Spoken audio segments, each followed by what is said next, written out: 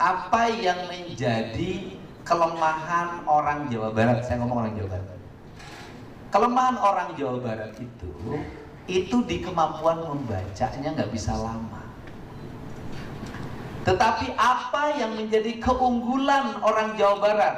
Di kemampuan melihat dan mendengarnya lebih lama. Artinya bahwa pembentukan karakter masyarakat Jawa Barat tidak usah terlalu dipaksakan. Kalimatnya tidak usah terlalu dipaksakan untuk terus-terusan membaca. Tetapi harus dipaksakan dalam setiap hari mendengar dan melihat. Artinya apa? Pola pendidikannya harus praktikum. Artinya apa? Pendidikan harus banyak melahirkan penghayatan dan pengamalan hidup. Maka saya lihat pendidikan yang ada di sini adalah pendidikan penghayatan dan pengamalan hidup. Saya berikan contoh. Selama ini kita mengucapkan salam nggak pakai penghayatan dan pengamalan.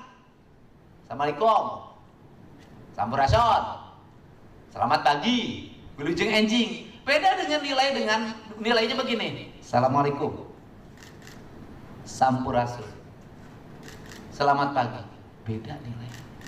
Saya melihat pola pendidikan disiplin ala Jepang itu sesungguhnya adalah membangun sikap tradisionalisme yang sikap itu memiliki basic industrialisasi, yaitu kecakapan dalam sikap. Kenapa? Karena keberhasilan manusia itu adalah dimulai dari etika. Etika itu adalah sikap. Apa yang menjadi kelemahan sekolah-sekolah kejuruan kita di sekolah-sekolah tidak ngajarin sikap. Karena tidak ngajarin sikap, maka gear motornya dipakai tawuran. Karena tidak ngajarin sikap, maka kursi rodanya dipakai pukul kepala teman. Karena tidak ngajarin sikap, seharusnya celurit itu digunakan untuk konsep mengembangkan peternakan, tetapi celuritnya digunakan untuk bacok orang. Kenapa ini terjadi? Karena sekolahnya tidak ngajarin etika, tidak ngajarin attitude, tidak mengajarkan arah. Sehingga ketika saya jadi bupati, saya kalau nggak salah nutup 3 SMK karena tawuran terus. Kenapa saya tutup? Karena saya katakan dia tidak mengajarkan etika dalam berpendidikan yang baik. Sekolah gagal dalam menciptakan etika manusia. Itu yang salah. Untuk itu, kalau kemarin pendidikan barak militer sesungguhnya apa? Merubah etika. Apa yang menjadi kelemahan kita? Tidak diajarkan etika. Siapa tidak mengajarkan? Orang tuanya tidak mengajarkan, gurunya tidak mengajarkan. Apa yang diajarkan etika dalam kehidupan pendidikan kita hari ini? Nggak ada. Bangun paginya tidak diajarin cara bangun, mandinya tidak diajarin cara mandi, sarapannya tidak diajarin cara sarapan, ke sekolahnya tidak diajarin cara berjalan ke sekolah, masuk ruang kelas tidak diajarin, cara duduknya tidak diajarin, semuanya cuma tujuannya satu, pelajaran di sekolah, berapa halaman disampaikan oleh guru harus disampaikan, persoalan ketika disampaikan menjadi penghayatan dan pengamalan lain urusan, yang penting kurikulum tercapai sekian jam. Aku mulai sekolah di Korea sendiri dari SMA hingga kuliah, dan dalam proses itu aku menyadari betapa pentingnya jam. Pendidikan yang model begini hanya akan melahirkan manusia depresi, tidak akan melahirkan manusia yang punya dialektika dengan lingkungan. Untuk itu saya jujur saja sangat kagum, karena kekaguman ini nggak boleh hanya sekedar kekaguman, harus dibuat dalam sebuah rancang bangun.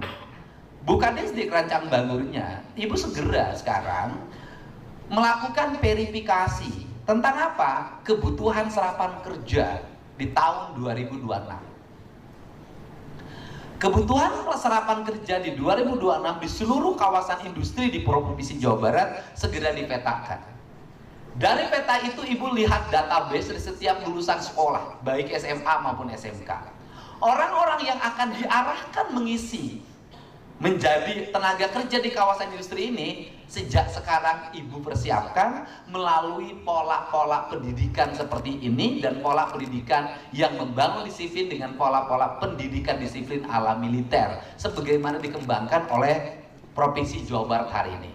Nah, kalau sudah terbentuk manusianya adalah Disiplinnya kayak militer, otaknya melebihi Pentium 20. Kalau mau Pentium. Artificial intelligence-nya bisa dikalahkan oleh otaknya, walaupun itu berat. Kalau itu sudah dibangunkan, maka itu kata orang Sunda begini, kaluhur sirungan kahandap akaran. Artinya apa? Dia punya kemampuan intelektual yang kuat, tetapi dia memiliki emosional yang kokoh, dan dia memiliki spiritual yang kuat. Itu yang disebut dengan Pancawaluya. Cager, bager, bener, pinter, singer. Ingat, ada kalimat terakhir. Singer itu apa? Artinya cekatan. Bangun paling pagi, berjalan paling cepat, bersikap paling cepat. Saya kalau boleh bercerita, hari ini saya sudah menyelesaikan berapa agenda. 1, pagi-pagi nganter anak ke sekolah jam 5:30. Kasih sayang seorang ayah tidak boleh hilang dalam setiap pagi. Jam 7:30 saya sudah di rumah sakit nanganin majelis taklim yang roboh bangunannya. Jam 9:30 saya sudah di Unhan menghadiri salah satu sahabat saya mengikuti sidang doktor. Jam 12:30 saya sudah di Depok nolong satpam yang digebukin oleh yang punya rumah. Kemudian jam 12:30 saya sudah di Kementan untuk memutuskan kawasan industri strategi di Subang yang harus selesai dalam waktu 1 minggu. Jam ini saya sudah di sini, dan jam 5:30 saya harus ada di rumah. Saya harus menemani anak saya menjelang maghrib. Kenapa? Hidup harus dibaktikan untuk semua. Anak tidak boleh terlewatkan, rakyat harus terurus. Dengan apa? Ketepatan waktu. Sehingga saya sering buang acara yang seremonialnya. Udah dilepasin. Ketepatan ini, kenapa? Semuanya produktif. Maka efisiensi yang dilakukan oleh gubernur apa? Memotong protokoler panjang. Seluruh kendali dari perencanaan kerja saya yang menentukan, saya yang memilih. Kenapa? Karena saya tahu prioritas apa yang harus saya kerjakan dalam setiap hari. Kalau saya ngandelin sekpri, nungguin surat yang masuk, habis waktu saya untuk pembukaan pengarahan aduh, habis nih negara rugi gaji saya kalau tidak produktif. Nah, untuk itu saya ucapkan terima kasih. Nah, watak seperti ini harus di mana? Nggak bisa di kampung, harus di mes, harus di komplek pendidikan. Kenapa? Lingkungan tempat tinggal kita hari ini sudah tidak mendukung lagi untuk pembentukan karakter watak manusia. Kenapa? Udah buruk. Kenapa udah buruk? Karena setiap hari di pos ronda kerjanya ini. Setiap hari di rumah kerjanya ini. Lingkungannya tidak produktif. Untuk itu, maka kalau dalam istilah kebudayaan saya harus dimasukkan ke pertapaan. Pertapaan itu apa?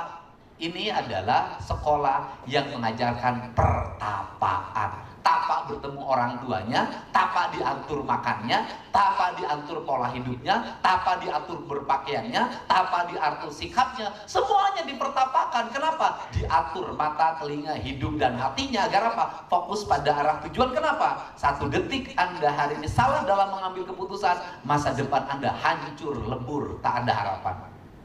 Untuk itu saya ucapkan terima kasih, baik yang akan bekerja di dalam negeri maupun yang akan bekerja di luar negeri, dua-duanya sama, masih di dunia. Anda harus dijaga, karena Anda aset. Kenapa ada aset? Karena dalam diri Anda ada investasi. Investasi apa? Biaya. Biaya apa? Membentuk karakter. Berapa honor gurunya, berapa biaya makan dalam setiap hari, berapa pakaian, berapa minum yang diminum, itu ada investasi. Nah, terakhir saya waktu jadi bupati pernah bikin namanya sekolah manajer. Saya prihatin di Purwakarta waktu itu, orang-orang di sekitar pabrik itu nggak ada yang jadi jagoan semua. Semuanya bapaknya security, anaknya security, bapaknya office boy, anaknya office boy, gitu aja. Saya bilang, mari kita rubah nasibnya. Anak-anak security, anak office boy, anak-anak di lingkungan industri yang kelas menengah ke bawah, saya biayain oleh Pemda Purwakarta waktu itu. Saya sekolahkan namanya sekolah manajer di Politeknik Indorama Engineering. Dimeskan di situ, diatur bagaimana cara bangun, bagaimana cara memakai baju, bagaimana cara menalikan dasi, bagaimana cara masang kemeja, bagaimana cara menalikan sepatu, bagaimana cara nyemir, bagaimana cara jalan, bagaimana cara makan, bagaimana cara bersikap. Apa yang terjadi? 300 lulusannya hari ini sudah menjadi orang-orang manajer yang terkemuka di berbagai daerah, dan saya bangga. Anak tukang sapu, anak ini.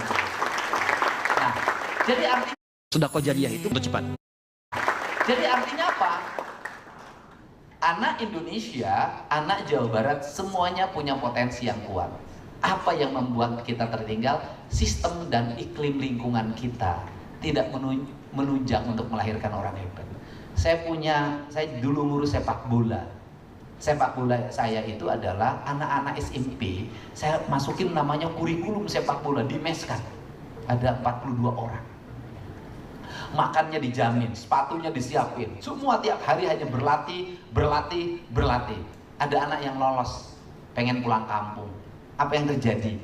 Dia tertinggal. Kenapa? Culture-nya terbawa pada lingkungannya, ikut kegiatan Agustusan, rame, kelihatan gagah di kampungnya, tapi secara sistemik dia sudah tidak terbentuk karakternya. Kalah oleh temennya yang lain, hari ini sudah masuk beberapa klub nasional, klub-klub liga. Nah, ini jadi Indonesia, Jawa Barat, apa yang hilang? Apa yang harus dibentuk? Sistem. Harus banyak dilahirkan orang-orang hebat dalam kurikulum-kurikulum yang bisa membaca masa depan dengan sistem pendidikan yang membangun karakter, dan Anda semua adalah orang-orang yang dipersiapkan untuk menjadi pemimpin masa depan. Pemimpin di eksekutif perusahaan, dan bisa jadi nanti menjadi pemimpin politik, menjadi pemimpin eksekutif di pemerintahan. Semua akan berawal dari karakter. Pada awal kita dibangun karakternya. Nah, untuk itu saya ucapkan terima kasih pada semua yang hadir di sini, dan saya minta Ibu Kadisnaker segera berkoordinasi dengan Dinas Pendidikan, karena nanti dalam 2 minggu ke depan saya juga akan memberikan sertifikat pada 4.500 anak-anak yang lagi saya persiapkan untuk kerja di BYD. Jadi saya selalu begitu sekarang, kamu butuh berapa saya siapin, kamu butuh berapa saya siapin, kamu butuh berapa saya siapin. Jadi hari ini saya mencoba membuka investasi untuk ramah masuk di Jawa Barat. Saya ngurus perizinannya tidak boleh berliku-liku dan berlama-lama. Saya ngurus bagaimana keamanannya dipastikan aman, tidak boleh ada premanisme. Negara harus hadir dalam setiap hal. Yang keduanya adalah menjamin regulasi jual beli tanahnya juga bisa berjalan dengan lancar. Yang ketiganya mempersiapkan orang yang mengisinya. Pemerintah harus punya rencana itu. Dalam setiap waktu dia harus bisa membaca, menjemput. Untuk itu saya ucapkan terima kasih pada Anda semua yang belajar di sini. Saya ucapkan terima kasih juga pada seluruh jajaran manajemen, para pelatih, para guru, para trainer yang hari ini berkumpul, dan kebahagiaan bagi kita semua adalah melihat anak-anak kita tumbuh menjadi anak-anak yang hebat.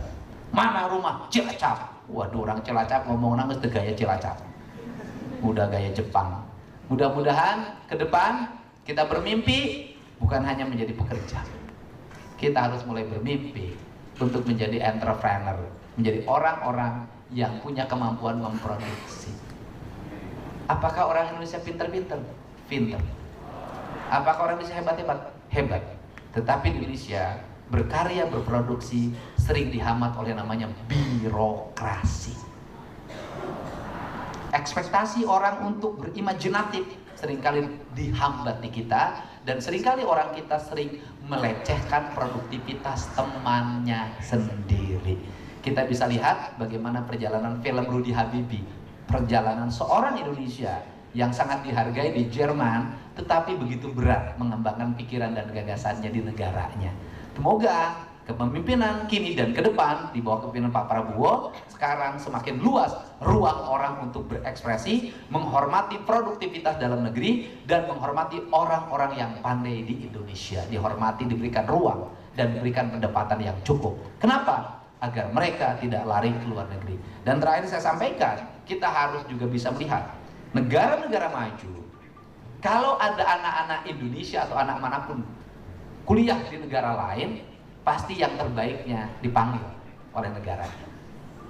Pasti disodorin. Kamu mau pulang Indonesia atau kontrak di sini? Ini nilai kontraknya sekian. Produksinya ini, alatnya ini. Sehingga anak-anak Indonesia yang pinter-pinter seringkali yang tergoda nggak mau pulang, lebih betah di sana.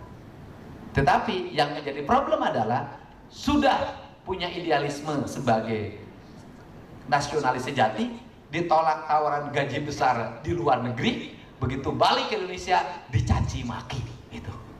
Itu luar biasa itu yang nggak boleh lagi terjadi. Insya Allah sekarang ke depan tidak akan terjadi seperti itu. Untuk itu saya ucapkan terima kasih, mengucap Bismillahirrahmanirrahim. Selamat menjalani aktivitas diri, baik menempuh program pendidikan dan bekerja di luar negeri maupun menempuh program pendidikan dan bekerja di dalam negeri. Di luar dan di dalam negeri Anda semua bekerja. Demi apa? Demi diri, keluarga, bangsa, dan negara. Saya yakin di tangan Anda semua Indonesia bisa memasuki era industrialisasi yang kuat, dan kita bisa tumbuh provinsi ini menjadi provinsi yang ramah investasi, provinsi yang terdiri dari masyarakat yang memiliki kemampuan dan keterampilan bekerja secara profesional di lingkungan industrinya, dan provinsi yang suatu saat akan menyumbang kelas menengah baru dalam sektor industri di Jawa Barat. Terima kasih. Wallahu muwaffiq. Assalamualaikum warahmatullahi wabarakatuh. Sampurasun.